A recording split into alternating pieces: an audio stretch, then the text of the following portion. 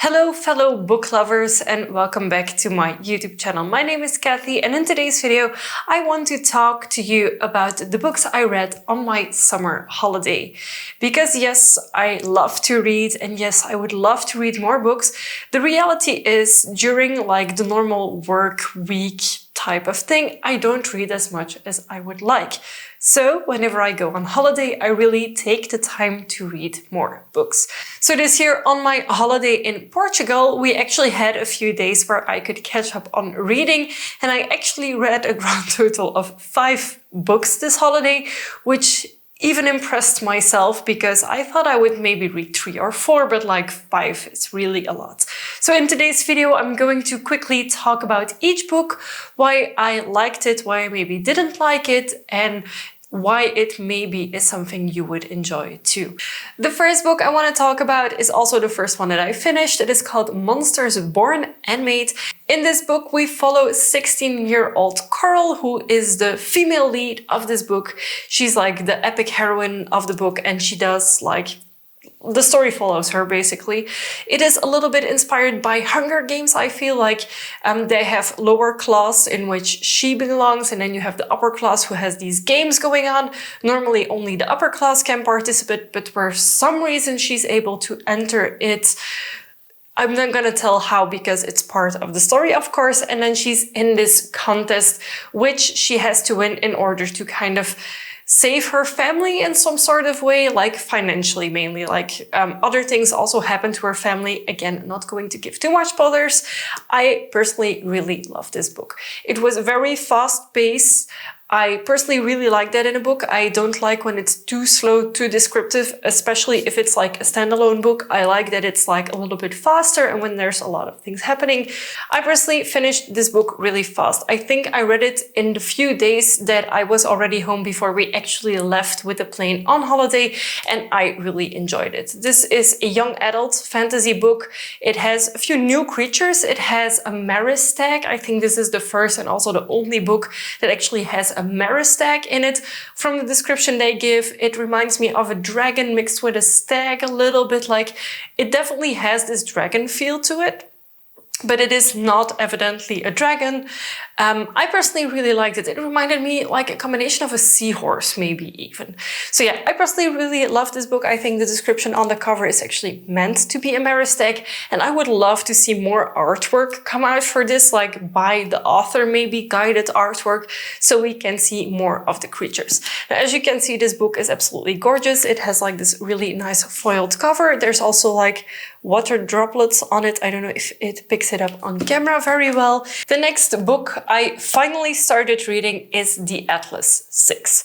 I've heard so many good things about it. I've seen so many like limited editions and everything about this book that I was like, okay, fine, I will read it. The Atlas 6 talks about magicians, about 6 magicians that enter into this like society together, sorority type feels. It's like they have to not compete with each other, but also they have to pick one of them that has to like leave the house at the end of like set period of time. What can I tell about this book without spoiling too much? The 6 magicians that we follow each have a different speciality. There are multiple magicians in the world setting that we use, so it's not like it's something like super uncommon, but still they are like the best of the best. They have been selected by the society to be a part of it and to actually compete with and against each other because they have to like work as a team to improve, etc. So they learn more about their abilities in the society, and I really liked that. The only thing that I absolutely hated about this book were the final 2 to 3 chapters. It felt so rushed. It felt so predictable. It felt not like what I would have wanted or would have needed from this book. I would have preferred a more open ending than what this was. It's still an open ending, don't get me wrong, because the next book in this series is called The Atlas Paradox. But honestly, I felt so frustrated. Like, I loved the way that this book, like the middle section was fleshed out, how we get introduced to everyone. In the beginning, it did take me a little while to get used to changing from person to person. And I had to be like, oh wait, who was this again? And more specifically, like the early chapters, you switch between the characters so often. And at the start, of course, they don't have interaction with each other yet because they have to like be put together, that it was very confusing. So did I like this book? Yes. Was it a 5-star read for me? Absolutely not. But I did enjoy it. The next book is These Hollow Vows, in which we follow our heroine Bree, who at the start of the book is really in this like Cinderella-esque environment. She has to like clean up things for like her stepmother and stepsisters. And then there is this ball of a fae prince, because the world it's set in is actually a combination of the human world.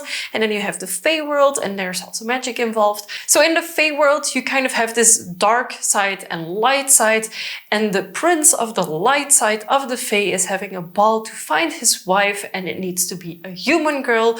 So of course our main character gets involved in this, gets to the ball, and everything that happens after. So we actually follow our main female character on her way to discover who this prince is. She also finds another prince there. I'm not gonna go too much into that because you have to discover it yourself. Basically, she's torn between two people. She needs to make a choice, and she makes a choice. And the end of the book, oh my gosh, I was so surprised at the end of the book. Like, now that I know how it ends, I can pick up small things if I were to reread it, but I didn't while I was reading it. So I really enjoyed it. I know it's like a young adult fantasy romance book. I don't care. I really liked it.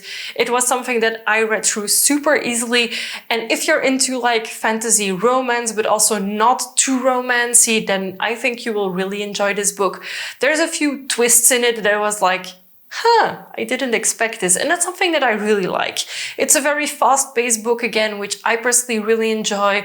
Like, a lot happens in this book. And I'm so happy that there's a second book as well, which is on my very soon to be read list. I'm currently trying to find a copy of it. In the meantime, I'm of course reading other books. But yeah, I really, really enjoyed this book. And if this sounds like anything that you would like as well, I can highly recommend it. Let's get into the next book, which is the Southern Book Club's Guide to Slaying Vampires. And oh gosh, did I want to throw away this book. It is not at all what I hoped from it. People told me, oh, it's so funny, it's so satirical, like it's a good punch on like vampire slaying and vampires and like how housewives were and bloody. I hated this book. I finished it, but I really didn't enjoy it. I was just hoping, because so many people had told me like, oh, this is such a good book, it's really going to be something you enjoy, that I would like it, but I didn't.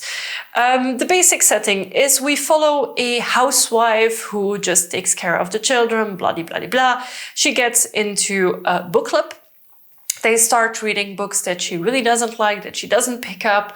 Then the book club changes. Some of the people like decide to start reading like these pocket novels, these like, what are they called? Murder mystery novels, like the very thin ones that you can buy at a train station, for example, like the gossipy type of murder mysteries. That's what they start reading, what they start talking about. And of course, they start to pick up things that are happening in the neighborhood. And of course, something happens with a vampire, because otherwise it wouldn't be the guide to slaying vampires. I didn't really get the feeling that this was a fantasy book. This was more like a murder mystery book that happens to have a vampire in it. I personally didn't like this. Like, I'm gonna get rid of this book pretty soon. So if you're one of my friends and you want this book, just ask me for it. You can have it. I don't need to read this again. So after that disaster on my mood and on what I wanted to read, I actually wanted to read something more light. And I actually do really enjoy Maas. It's not my favorite writer of all time. I think her books are quite predictable, but I do enjoy them. So then I started reading Queen of Shadows, which is book 4 in the Throne of Glass series. I really am like reading them one at a time quite slowly, because When I read book 1, 2, and 3 like right after each other, I felt like it was too similar, it was too repetitive. So I do really like the books, I just think they're too similar to be read like one after the other. So I prefer to have a little bit of time and a little bit of like other books in between reading those. And the Sarai Maas book was also the book that I read on my way home, on my flight home, and then I finished it actually when I was home from holiday. So that was the end of my summer holiday. Please do know that this is quite exceptional for me. This is a higher pace of reading than I usually do. Usually I will read like one book a week, more or less. That's my average, I think. One book a week, if it's not too thick of a book. If you're reading Samantha Shannon, then it takes 2 weeks or maybe even 3, who knows. I really do love her books though. Let me know in a comment down below if you have read one of these books or more of these books, what you thought about them. If you haven't, maybe which one you would like to read, or if like me you went on holiday, what books did you read on your holiday? Because I would love to know, and I would like to see your insights and your thoughts on books as well. I want to thank you again so much for watching, and I will see you next week with a new video. Bye!